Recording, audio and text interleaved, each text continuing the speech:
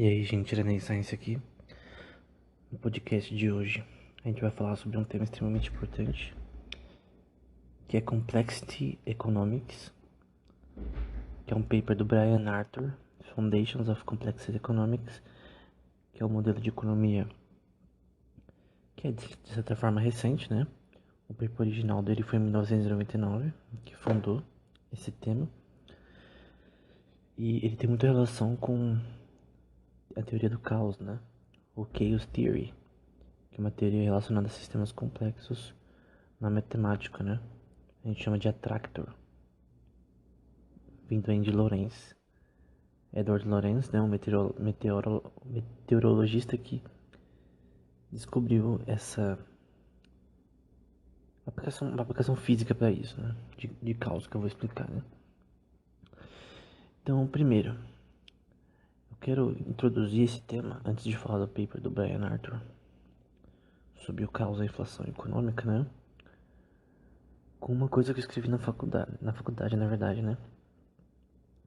Então, eu tava na faculdade aqui de São Paulo, né, lá da Liberdade.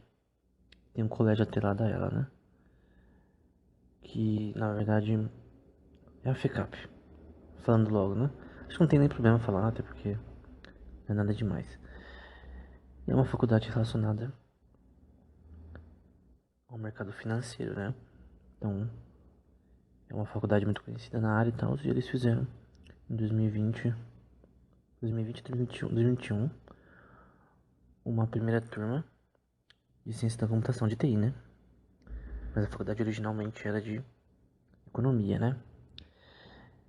E eu lembro de que eu tava precisando de uma porcentagem pra bolsa e tal, completa, que só tinha 50%. E aí eu tentei aplicar para um negócio que era basicamente isso. A gente tinha que falar, fazer uma redação relacionada a Selic, né? Que é algo relacionado a um fundo do governo que você pode investir e tal, que é bem, assim, seguro de certa forma de investir, né? E porque a inflação dela mudava de forma tão incontrolável. Esse era o meu objetivo, né? Aí o objetivo era dizer o caos da inflação econômica e o erro de acreditar em conjunções iniciais, né? E qual que é a questão aqui? Esse, na verdade, foi o primeiro livro do nosso canal, na Dora Science, nossa plataforma, né? Na época eu só tinha canal. E o objetivo era falar sobre. Eu tive que pesquisar, não sabia o quanto era importante Chaos Theory, né, nesse contexto. Eu tive que pesquisar teses relacionadas a isso. E eram umas 25 linhas no máximo, que poderia ter redação. No fim disseram que eu tinha erros de português. Não erros claros, mas erros, tô falando no sentido de como as formas foram conduzidas na redação.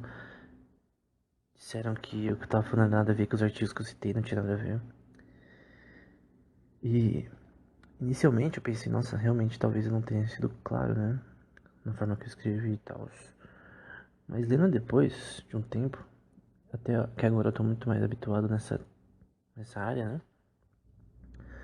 Da teoria do caos em si, principalmente com relação à economia, né? Eu vi que na verdade eles estavam extremamente equivocados e errados, na verdade. E que na verdade eu assumi que eles não sabiam nada sobre o tema. Então, como eu citei coisas aqui que você tem que ter uma noção, e li os artigos que eu citei, né? Pra entender aquela redação, eu assumi que eles não conheciam o tema. Então, por exemplo, tem uma parte que eu citei um paper do Araújo, et al. 2017, que mostra que os dados da Receita, da Selic no caso, que tanto o imposto territorial rural e políticas fiscais não afetaram positivamente o aspecto da inflação desde 1999 até 2015, né? No caso, um paper falando sobre isso, né, no Brasil. E aí, a minha tese, né, era que prever índices inflacionários era um sistema muito mais complexo do que as pessoas pensavam. Aí tem um cara que se chama o Dias, et al. 2012. Tá na descrição esse artigo também. Que fala somente sobre isso, né? Sobre teoria do caos na economia, né? O paper dele é o What's New and Useful About Chaos in Economic Science, né? Ele define várias coisas nesse contexto, né? Tem também uma tese da Prita Das e do Atin Das também, Investigating the Science of Chaos in the Inflation Data in Relation to Chaotic Foreign Exchange Rate. Então eles vêm fazer uma pesquisa relacionada a uma propriedade específica, que é a taxa de câmbio, né? Tentando ver a relação em questões inflacionárias e outros artigos também relacionados a esse tema que demonstram que sistemas econômicos, eles têm, principalmente inflacionários, especificamente sistemas inflacionários, eles têm uma propriedade caótica, ou seja, eles são sistemas que são difíceis de fazer previsões nesse contexto.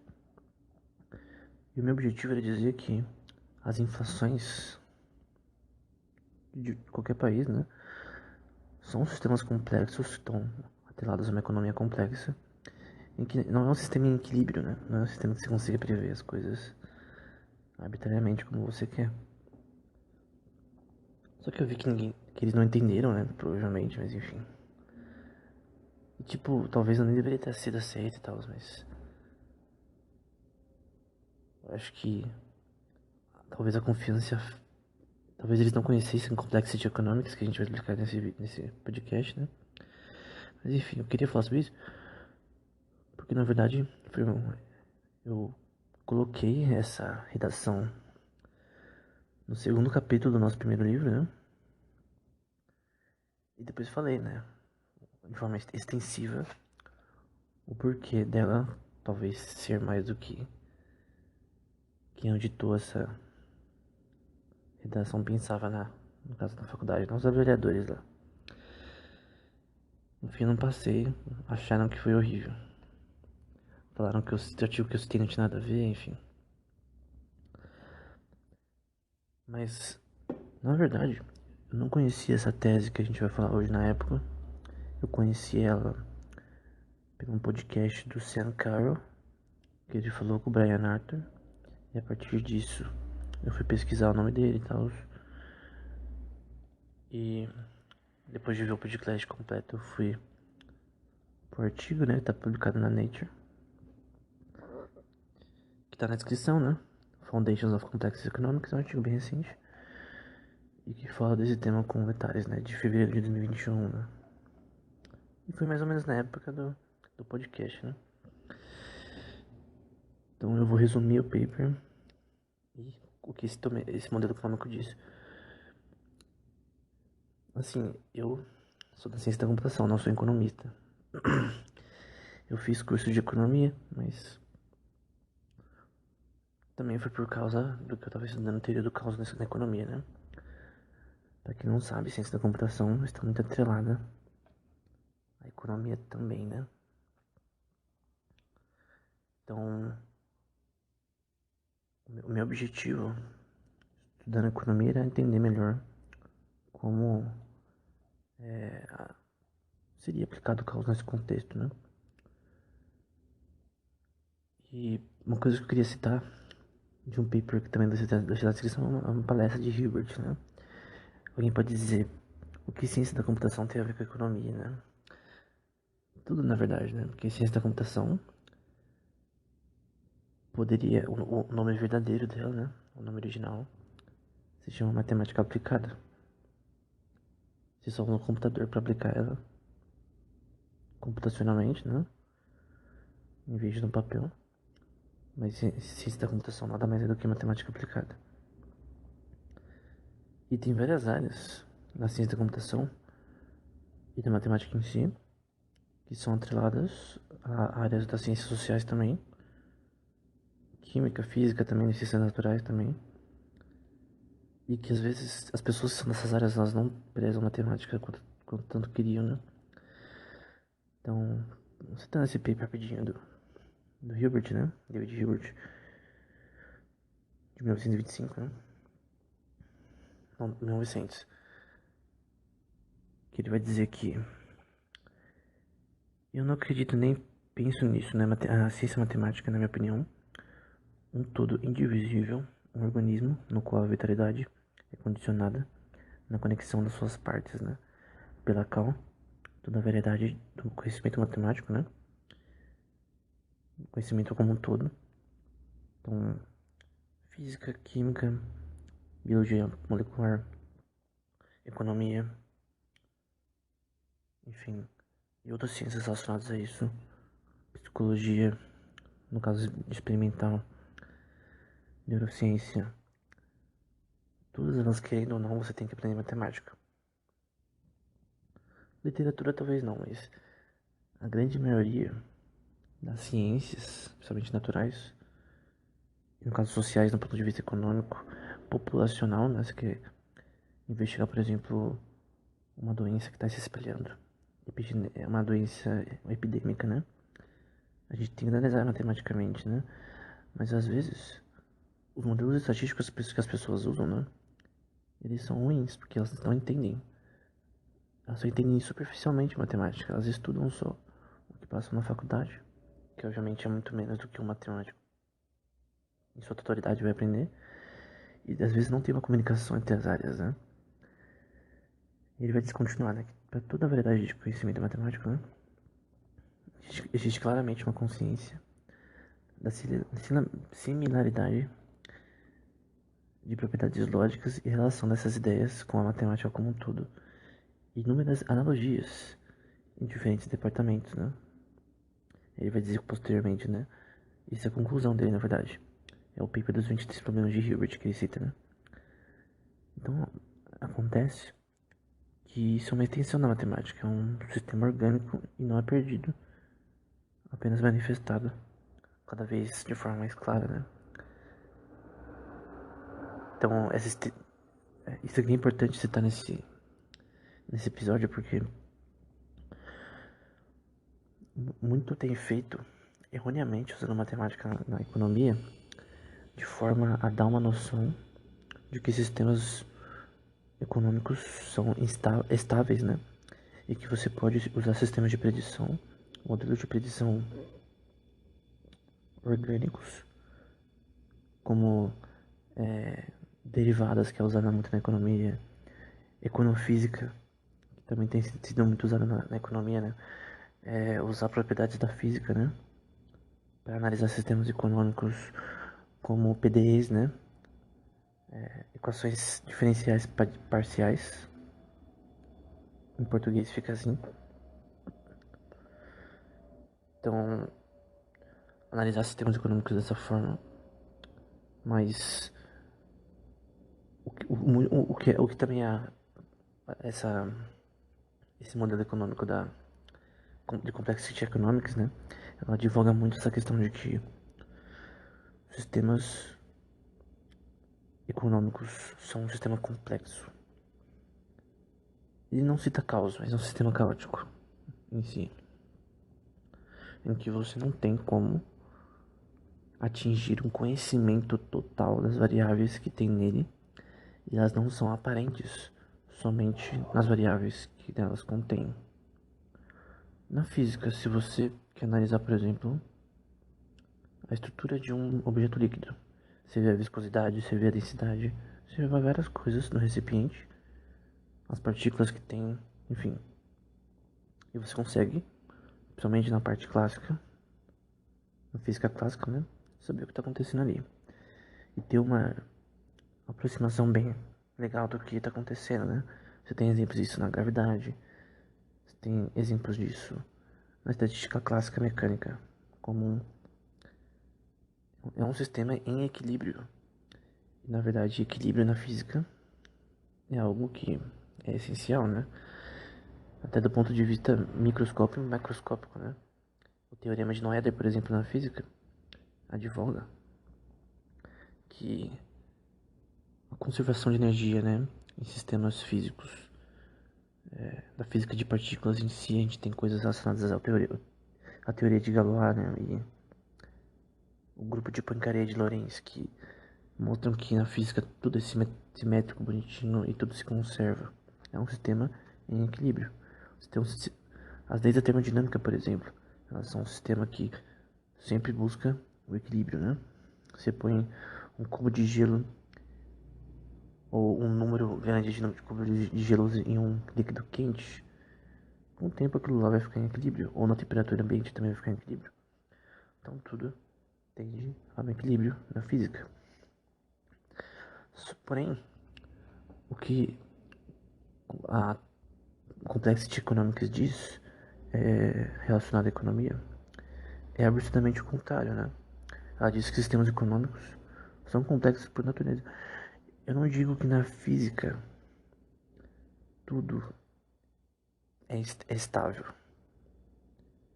Por exemplo, na física quântica as coisas não são estáveis. Mas na verdade são instáveis. Você não consegue prever com a curiosidade as coisas como na física clássica. Você tem um princípio da sentença de Heisenberg, por exemplo, que diz que você não consegue saber a posição da partícula e o momento, né, que é a massa vezes a velocidade, ao mesmo tempo. Isso é uma incoerência, né? Porque se a gente quer prever tudo com racionalidade, com a curiosidade, como que você está dizendo que em um objeto físico, partículas no campo microscópico, a gente não consegue detectar as coisas, fazer uma probabilidade legal como na física clássica, né? Por isso, Albert Einstein disse, né, que Deus não joga os dados, né? Porque ele não acreditava que uma física com um nível de você ter uma curiosidade de calcular as probabilidades de sistemas e distribuições de uma forma tão coesa quanto na física clássica, né? Na física quântica é um pouco mais complexo, por enquanto, né? No momento as coisas são mais complexas, distribuições de probabilidades são mais complexas, então na física a gente tem sim problemas, né? E a própria fundação da teoria do caos, né, vem da física, né? O problema de muitos corpos, né, por exemplo. Você tem dois corpos se orbitando entre si, até aí você consegue aplicar física de boa nisso, né? A Terra orbitando o Sol e blá blá blá. Mas quando você aumenta o problema para três corpos, 5, 6, 7, 8, aí o negócio fica complexo, caótico. Até no pêndulo a gente tem caos também em certos contextos. Então, na economia não é muito diferente. Então a gente tem analogias entre física e economia. Até por isso existe o que você tem anteriormente econofísica, né? Tem analogias entre as duas. Mas, no geral, economistas não entendem uma propriedade tão importante como o caos nesse sistema, em qualquer sistema econômico, né? E o que esse caos significa, né? Primeiro, vamos para a origem desse termo do ponto de vista histórico. Então, o nascimento desse contexto, depois do que Poincaré já tinha citado anteriormente, né? Muitos anos antes, foi com um meteorologista que você tem anteriormente, que é o Edward Lorenz, né? O que ele fez? Ele estava mexendo no computador dele, fazendo uma equação ali, um algoritmo, né, no computador dele para medir sistemas meteorológicos com com em três dimensões, né? E ele começou a ver que começou a dar um problema no computador. Aí começou a falar, nossa, que estranho, né? O computador não tá funcionando direito, parece, porque começou a dar uns erros lá, ele foi no banheiro, voltou e começou a dar uns erros. Começou a dar uns tapas no computador pra ver se tava tudo certo, né? Ele achou que era um erro, mas na verdade, quando ele foi ver no algoritmo, né? Quando ele mudava algumas variáveis específicas do algoritmo, ele via que as coisas mudavam muito, tipo, totalmente do contexto original, né? Que ele mudava coisas pequenas no algoritmo, as conjunções iniciais. E o sistema simplesmente fazia algo totalmente imprevisível. E aí, ele escreveu um paper chamado Deterministic Non-Periodic Flow, que era uma equação aplicada especificamente para meteorologia, né?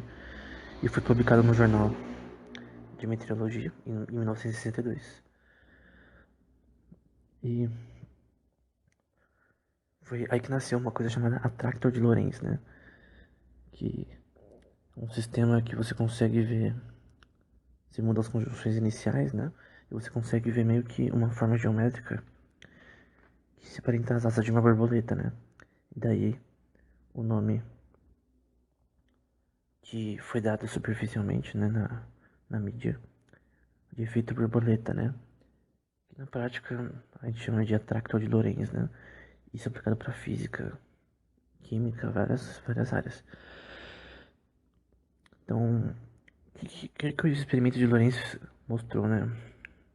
Os resultados computacionais dele. Que sistemas meteorológicos são caóticos. Se você mudar poucas coisas ali, o sistema se torna imprevisível, né? A um ponto de, na primeira palestra que ele deu sobre isso, né?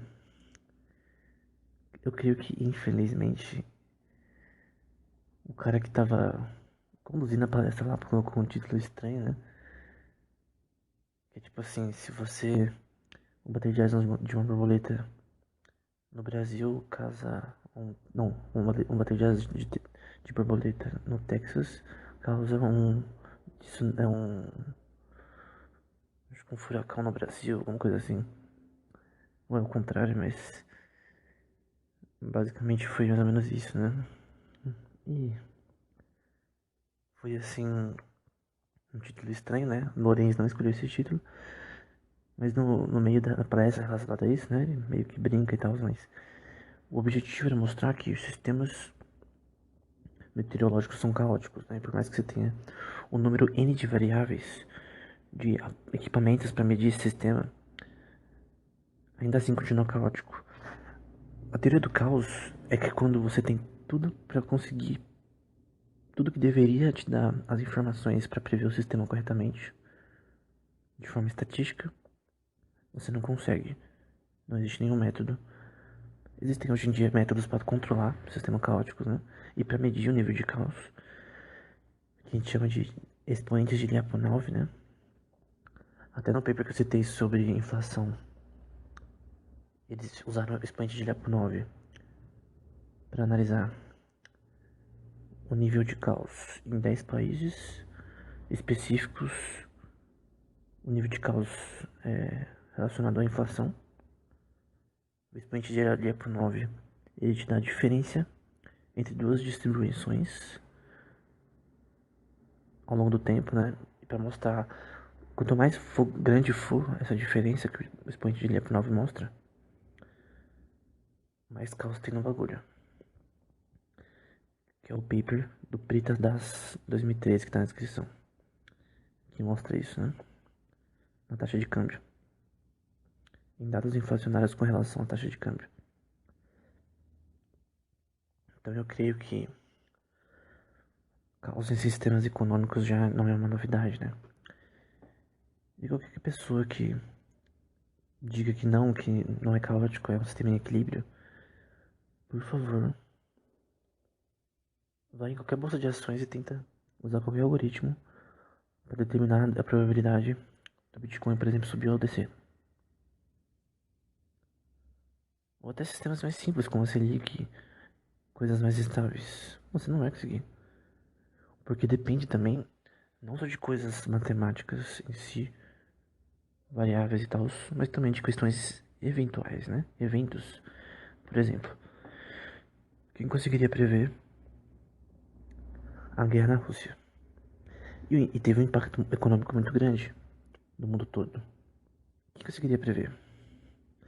Quem investe, por exemplo, em empresa de gás, por exemplo. Quem conseguiria prever?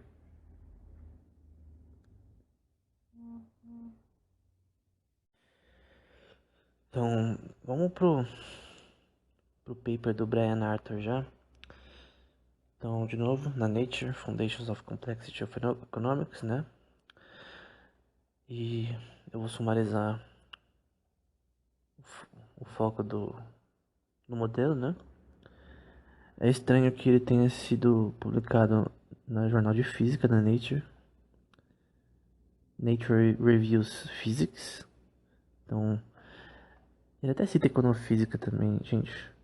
econofísica é uma área crescente que realmente veio para ficar, provavelmente. Ele diz até de uma forma positiva.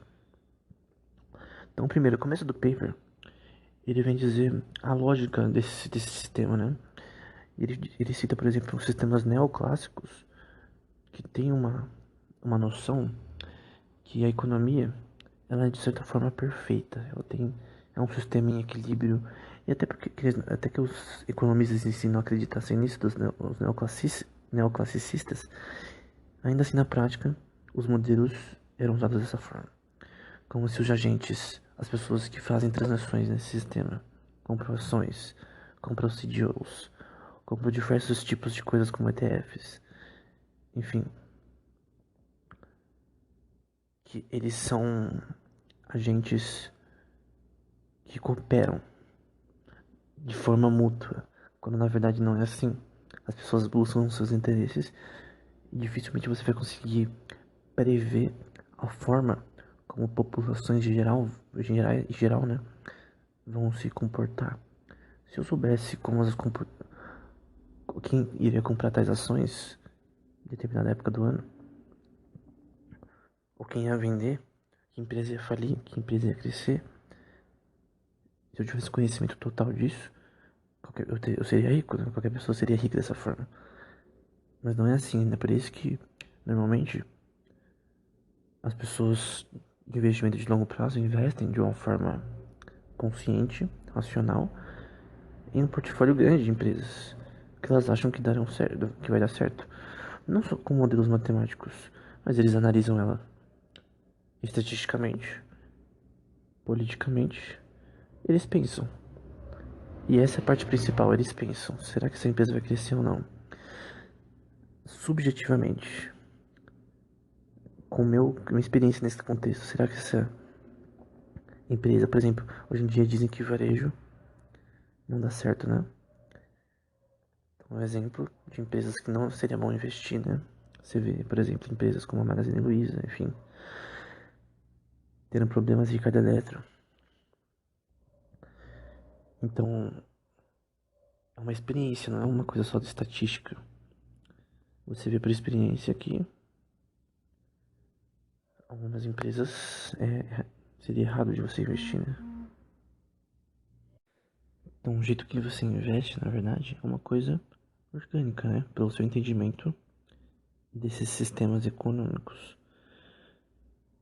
E normalmente você vai usar mais eventos políticos ou eventos de uma determinada empresa, positivos ou negativos. Por exemplo, o Facebook, ela teve uma caída recentemente por conta de decisões anteriores relacionadas à política de empresas relacionadas a dados, né? Aquele papo com a Cambridge Analytica, enfim, que eles fizeram besteira com os dados das pessoas sem consentimento, enfim. Brincaram com os dados de pessoas do mundo todo. Olha, obviamente, olhando do ponto de vista agora, né, é fácil a gente saber que o Facebook uma hora ia ter problemas nas ações. Mas querendo ou não, era uma coisa que poderia ser premeditada. Não estatisticamente, mas com eventos factíveis que nos levam a pensar, pô, politicamente o Facebook tá tão ruim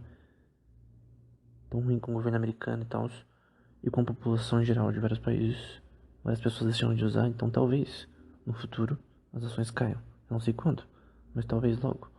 Talvez uma notícia específica, pô, veículos de mídia, se falarem a verdade, eles têm poder de mudar a questão de uma empresa, né?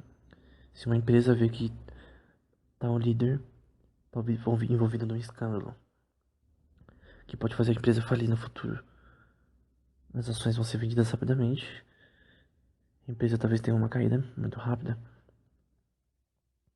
Então, tem essa questão também de que eventos históricos são importantes. Então, você entender como os sistemas populacionais se desenvolve como um sistema que se evolui, né? Como um sistema orgânico, como um sistema biológico, é importante até nesse contexto que o Brian Hartle também cita. Então, a crítica dele ao sistema neoclássico, né? É que as pessoas pensam que tudo é mil maravilhas, né? Arco-íris. Mas na economia não é tão assim. Ele cita no começo uma coisa chamada o problema de El-Farol, que diz, vamos supor que a gente tenha 100 pessoas tentando uma vez por semana, numa quinta, né, de noite, fazer uma previsão de quantas pessoas atenderão o bar favorito delas, né, que é o El Farol em Santa Fé. Se elas acreditam que vai ter muitas pessoas nesse bar e tal, vamos supor 60 pessoas, eles não irão. Se tiver menos de 60 pessoas, eles vão. Então a questão é, como eles conseguem prever de forma acurada, toda quinta, quantas pessoas vão no bar, né, em Santa Fé. Alguém poderia usar dados históricos e depois de um tempo ver que eles não definem o tanto de pessoas que vai estar toda quinta de noite. Até porque pessoas às vezes vão esporadicamente para esse tipo de local. E até mesmo pessoas que vão continuamente em bares e tal, em restaurantes, eles não vão no mesmo sempre. Eles também poderiam usar, de repente, estações que provavelmente vai ter mais, perto do Natal, ou quando as pessoas estão de férias, estão mais acomodadas, as pessoas irão. Mas no fim eles não conseguem. Porque eles viram que o sistema é muito mais complexo de se prever no longo prazo, né? Talvez eles tenham sucesso em uma quinta, em outra, mas não consigam prever com certeza tudo. O que o Brian sugere, que é usar uma forma computacional de experimento para analisar esse sistema, é a melhor forma de entender como prever ele. Então, no geral, na economia complexa, Complexity Economics, para você prever como as coisas acontecem, é melhor usar formas computacionais disso, não só estatísticas. Então, tem uma diferença de estatística e você criar um objeto computacional, né, com agentes, com sistemas, para simular um ambiente desse problema, né? Outro problema que ele cita é o Prisoner Dilemma, o dilema do prisioneiro, que é basicamente um sistema. Imagine que duas pessoas foram presas, Jesse e Jane, e os policiais não têm evidências contra eles. Tudo que eles têm são eles como testemunhas. Eles não têm outras testemunhas além dos bandidos, né? Dos ladrões de banco. Nenhuma evidência a não ser a verbal deles. Se eles não cooperarem, eles vão ter 6 anos de prisão. Se eles não cooperarem com os policiais, né? Se eles ficarem em silêncio, ambos ficam 2 anos somente na cadeia, né? Porque não tem nenhuma prova e tal. Só vão ficar 2 anos de vez de mais. Então é melhor ficar em silêncio. Para ambos seria melhor. Porém, os policiais dão incentivos. Você vai ficar menos tempo. O cara lá vai falar. Isso acontece em filmes, né? O cara lá já deve estar falando, ele fala pro cara. E fica um estresse psicológico. E começa a fazer a pessoa não acreditar no amigo, na amiga. Até porque tem um ditado chinês que diz que não há honra entre ladrões, né? Então, um vai dedurar o outro. Provavelmente. Se não foram leais um ao outro, né? Se você fazer um estresse psicológico com também incentivos pra eles fazerem dedurarem o outro, né? Senão eles vão ficar mais tempo na prisão, faz eles, no geral, na maioria das vezes, dedurar, né? Então, o dilema do prisioneiro mostra que, no geral, agentes não cooperam com incentivos. E isso acontece na economia também. Então, normalmente, eles não vão cooperar porque o medo, coisas emocionais, coisas relacionadas a a própria confiança no amigo ou na amiga, no outro agente, né? No caso, pode acabar prejudicando ela, né? Ela fica mais tempo na prisão enquanto o outro fica se safando. Porque ele contou, porque ele não foi leal. Isso acontece na economia, né? Então, é um sistema de interesses, né? Em que ganha mais quem conseguir fazer coisas como investimentos corretos, a arbitragem, né? Que é muito conhecido. Se comprar ações por um preço menor e um tempo maior. Tanto aquelas que são de curto prazo, né? Que é chamado de trading, day trade até, diárias, né? Ou coisas mais longo prazo, né? Que eu acho melhor. Mas no geral, as pessoas elas querem ganhar mais do que as outras. Elas querem seus próprios interesses, elas não estão nem aí pro se fulano ou ciclano vão ir bem ou não. Você vê filmes como Wall Street, eu acho que esse é o nome, né? Que é um dos filmes de economia principais, né? Até com aquele cara que faz o Charlie Sheen, né? Do Two and a Half Men. Que é um filme incrível e eu atua muito bem nesse filme. Um cara que começou na área de investimentos. E tem esse cara que ensina ele, que é um guru da área, né? Só que ele acaba vendo que é um sistema muito de cobras, né? De lobos. Que lutam contra si, entre si, para conseguirem o prêmio, né? Mais grana. Então é um mercado competitivo. É um mercado que você precisa de recursos também para fazer mais. Você precisa de conhecimento para fazer mais. Isso vai ser passado para pessoas específicas. A agenda do negócio, né? Tem pessoas que por si só conseguem se dar bem nesse modelo. As pessoas que ganham mais têm N coisas relacionadas aos seus ganhos em investimentos, né? E isso não só no mundo das ações, né? Em questões de propriedade privada, propriedade pública, transações entre bancos, transações relacionadas ao próprio governo com entidades privadas que podem ser legítimas ou não. A própria corrupção do governo em si mostra um exemplo do que acontecia no dilema do prisioneiro, né? De pessoas ganhando em prol de si mesmo e não do próximo, comendo dinheiro da população pobre que paga imposto e que se ferre, né? Eles dizem, né? Em seus corações, né? Eles simplesmente faz lá o que eles fazem, né? Ganham bastante dinheiro e não ajudam a população, né? Se a gente colocasse a população como um dos prisioneiros, né? E o político do outro, o político é o que dedura, né? Que pega os incentivos e deixa os outros se ferrar, né? Então, no geral, os sistemas econômicos são sistemas de lobos, né? Leões e tigres que se lutam para caçar as presas, né? E elas ficam em manadas tentando se proteger dos coiotes, né? Dos lobos. Não é um sistema que a gente são felizinhos e bonitinhos e todo mundo se ajuda. E nunca vai ser assim. Embora alguns tentam fazer algo dessa forma, né? Outra coisa que no paper ele faz, que no final, né? Ele dá uma tabela das diferenças da economia neoclássica e da complexa, né?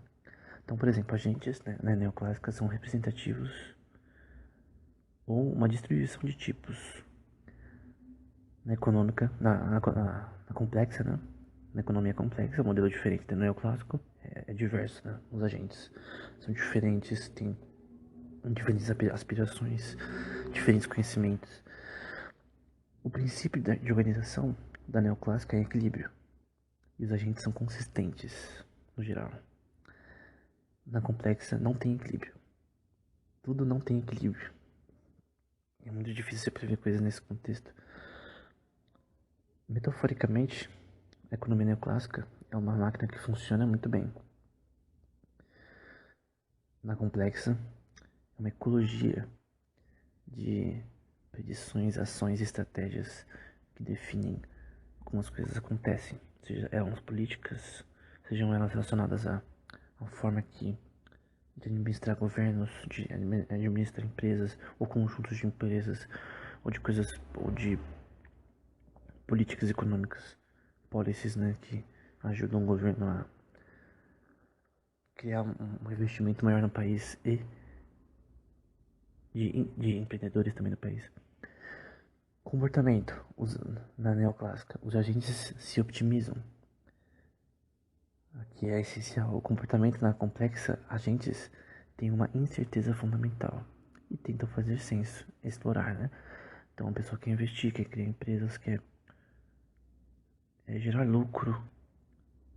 Sistemas econômicos no geral, né? Principalmente governos tentam gerar lucro, tentam fazer o melhor possível para a população. É um sistema com incertezas. Você não sabe o que vai acontecer. Você não sabe quem vai estar na presidência, quem não vai estar. Que decisões vão ser dadas no Supremo Tribunal. Que decisões vão afetar a economia. Que decisões não vão. Você não sabe se vai ter epidemia, se vai ter guerra. Você não sabe disso. Ninguém pensaria que a inflação de todos os países do mundo estariam como estavam no fim de 2020. Porque ninguém conseguiria prever a pandemia. Nem em janeiro de 2020 as pessoas conseguiriam prever a proporção que daria. Ninguém poderia prever na proporção que daria. Só Deus, no caso. Só alguém que sabe o futuro poderia fazer isso. Nós não. Então, em geral, esse princípio do comportamento de certeza também tem a ver com eventos específicos. Se tem uma guerra no Brasil agora, obviamente a economia vai mudar. Embora essa ideia seja bem improvável. Mas a gente não sabe o futuro. Se você não sabe o futuro, as predições que você fazem são somente, às vezes, achismos, na verdade. Mudança de estrutura na neoclássica é mudanças de equilíbrio, né, complexa. Tudo é novo, tudo se muda de forma que a gente não consegue prever. A racionalidade da neoclássica é perfeita, a da complexa não é definida. Os feedbacks da neoclássica, os retornos diminuem, da econômica eles crescem e diminuem. Então é um ecossistema, né? O tempo na neoclássica vai dizer que não é um equilíbrio, é eterno, né? E na complexa não. História e o caminho que a história faz, né? Eventos históricos, eles são necessários, eles importam. E várias outras coisas. Ele diz que o sistema na neoclássica é fechado para novos comportamentos. Na complexa é diverso, aberta. E o sistema pode ser exploitado de várias formas. Os métodos usados são a matemática, na neoclássica, quantidades, incentivos em balança. Na complexa também matemática. E esse é o foco, do ponto de vista computacional, né? De você usar algoritmos, como, como eles usaram no problema do El Farol. De você simular as coisas computacionalmente, em vez de somente estatisticamente. Em vez de somente fazer estatística, você ter sistemas simulados econômicos para prever o que vai acontecer. Ele sugere que simular sistemas econômicos é melhor do que somente de formas estatísticas. Eu, por exemplo, fiz um vídeo recente usando o Facebook Profit para prever o preço de ações na bolsa de valores, né? Aí eu mostrei lá com a da Apple, American Airlines. E no fim, o que ele te dá é uma taxa de evolução que é totalmente enorme e que não é precisa, que, não, que é baseada em questões históricas. É uma estatística bayesiana na prática, né? Que é baseada em índices históricos, né? E mesmo se for uma estatística markoviana, né? Você não sabe o que vai acontecer no futuro. Se a empresa vai falir, se o produto que ela lançou vai ser um fiasco e vai dar problemas. Você pode ver, por exemplo, o Cyberpunk. Eu não lembro que empresa fez, mas pô, foi um fiasco. E as ações da empresa com certeza caíram, né? Dependendo do que, por exemplo, Elon Musk falar na mídia, as ações vão subir ou descer, enfim. Dependendo do que ele fizer, pode subir e descer. Então são eventos que não podem ser previstos. Então, a economia por si é complexa porque ela não depende somente dela em si. A economia não tem a ver com dinheiro, mas as pessoas que usam dinheiro. Não tem a ver com taxa de câmbio, não tem a ver com inflação, mas as pessoas que giram ao redor dessas variáveis são criadas por elas. Então, se um evento histórico acontece, tudo muda de forma orgânica e você não consegue prever mais nada. Como aconteceu na pandemia, né?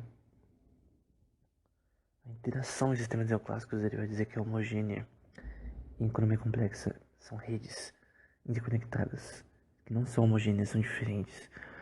Poderia dizer que são grupos específicos de políticos, milionários, empresários que se juntam em grupos e formam panelinhas para controlar monopólios, famílias que controlam empresas num país, governos que controlam tudo num país. São redes interconectadas, mas independentes, né? Elas são interconectadas, mas independentes. E por fim, a evolução, né? Na neoclássica nada evolve, nada muda. Na complexa tudo se muda. É uma novidade contínua, perpétua, né? Eu creio que ela faz muito mais senso. Porque a gente não consegue prever as coisas com tanta curiosidade na economia. Porque por mais que teve algumas pessoas que preveram, por exemplo, a queda da bolsa. Não, da economia em si, né? Em 2008 nos Estados Unidos. Tem pessoas que preveram, baseado em dados, que ia crashar, né? Por razões óbvias. Ainda assim,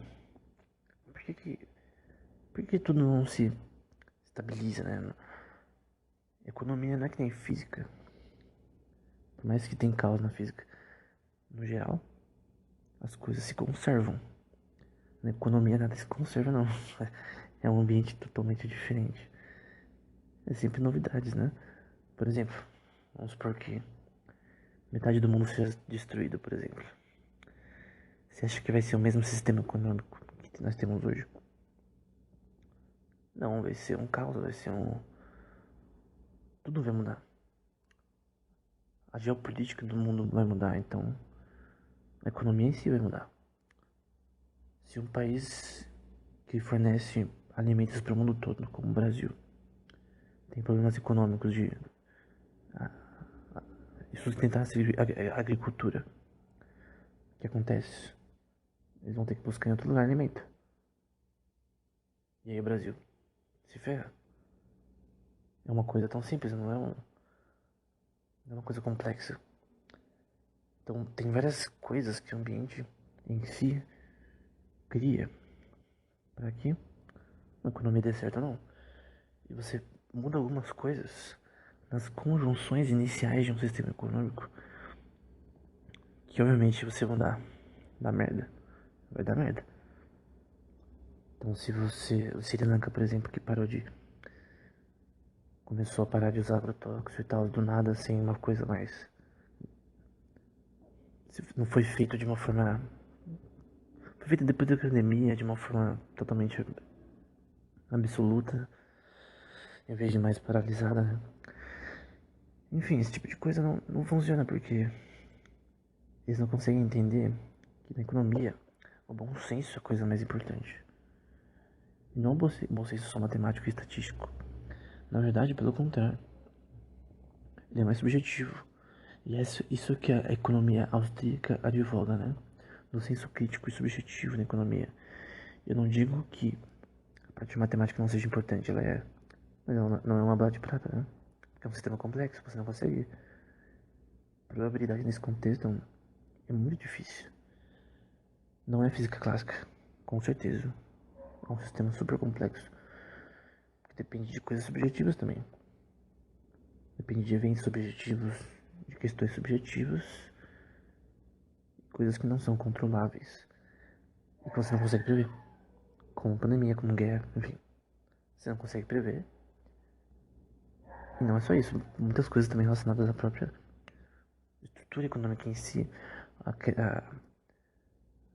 a queda, no caso, o crash da economia nos Estados Unidos, em 2008, foi por conta de falta de policiamento em formas que vendiam os negócios lá de financiamento de imobiliário, né? Uma falta de policy, né? Então, basicamente criou um caos. Um sistema que já é caótico, que você não consegue controlar rapidamente, de forma simples. E você pode ter técnicas para fazer isso, mas não é tão simples assim. Então, a tese de Bayard, eu creio que seja o melhor modelo econômico. Do ponto de vista da ciência da computação também seria o melhor, adaptável para ela, né? De você abolir métodos estatísticos que não na prática são inúteis e ter uma perspectiva mais algorítmica, né? De você simular as coisas em um sistema complexo, de você usar coisas como esse point de Aponov e até formas de controlar esse caos. Tem formas de se controlar esse caos também, é chamada de Chaos Control, eu acho em inglês. Então, tudo isso cria uma forma mais lógica de. Não é que a gente não consegue lidar com a economia, é só que a gente tem que entender a complexidade dela, entender o que funciona nela ou não, e entender ela como um organismo. Ela muda, ela tem transformações. A economia de 100 anos atrás não é a mesma de hoje. Você tem novas tecnologias, tem muita coisa digital, você tem dinheiro, criptomoeda, enfim. Não tem como comparar um livro de economia que foi lançado em 2023, 2022, desculpa, e que foi lançado em 1800. Você pode usar coisas do Adam Smith, você pode usar coisas do Thomas Hobbes, enfim. Você pode usar coisas.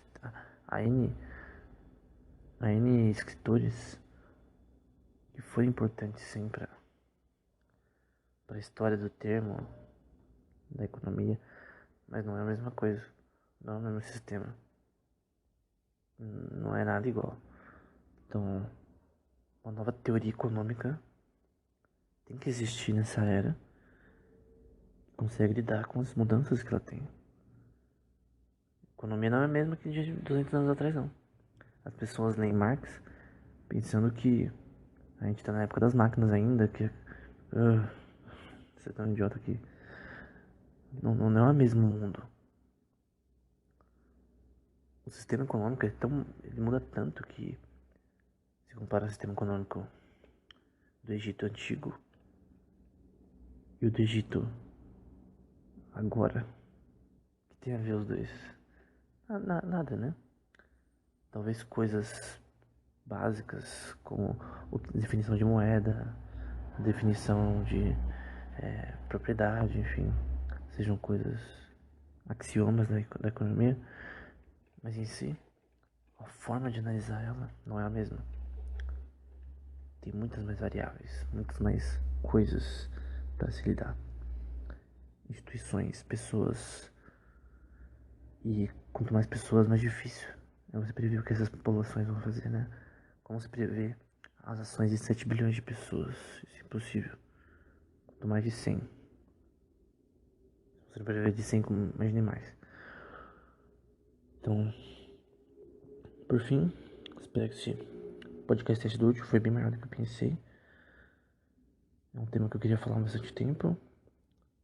E que eu já escrevi também nesse tempo, nesse contexto, né? Então, por fim, talvez economistas tenham que estudar mais matemática, né? Pelo menos usar FCAP. Nada contra, né? Eles não sabem nem o que é teoria do caos. E eu que era um aluno de bacharel ainda, não Assim, é estranho. Como que eles não sabem uma coisa tão básica? Ah, é estranho, sabe? Mas era isso. Até o próximo episódio.